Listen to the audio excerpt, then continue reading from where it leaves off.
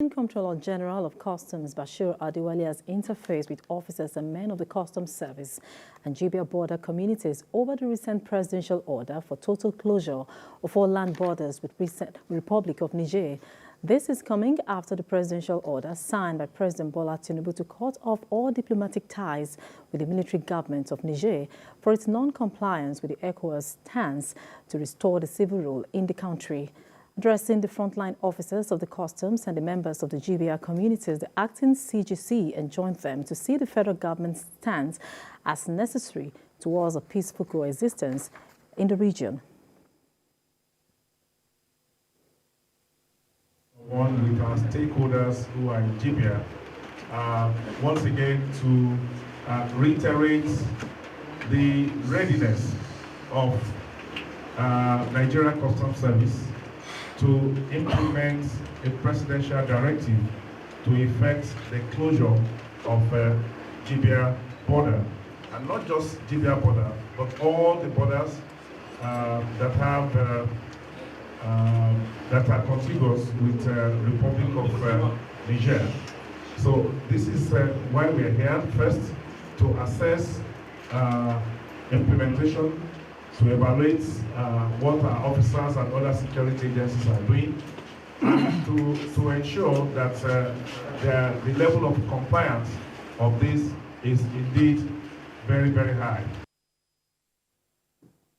Cross River State government has launched a massive crackdown on criminal hideouts disguised as scrap metal operators in the state. More in this report. The operation, which was carried out by the men of the state special security outfit, Operation Nakwaku, saw the arrest of some defaulters in the Calabar South local government area. Speaking with journalists, a representative of the governor said the crackdown is necessitated by the order of the government suspending all activities of scrap metal operation in the state. He lamented a situation where the state, once deemed to be the nation's tourism capital, could be defaced by activities of scrap metal. Our tourist locations, the ions have been removed. People no more have electricity because transformers have been vandalized. We even have the solar panel for street lights removed, armored cables. As you can see here, even stolen vehicles are also now being called scrap.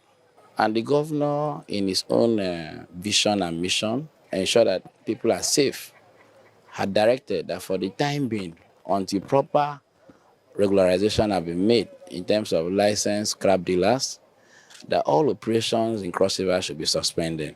The clan head of Efut Ebwa, west area of Calabar South, said illegal scrap operators use their operational base as hideout for criminals where illegal weapons and other dangerous items are stored.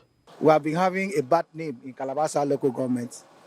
But today, I think with the efforts of our governor, we are going to be in peace.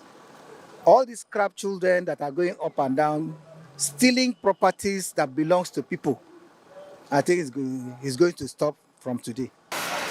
Those arrested said pressure in making ends meet led them to go against the government directives. I was here operating in my place.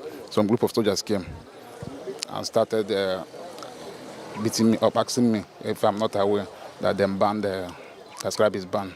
I told them that I'm aware that I'm not buying. Like what I'm not saying, I'm just trying to put the ones I have before the suspension in place to avoid mixing. I stopped to buy. I only want to load this one, the one that I bought before the incident.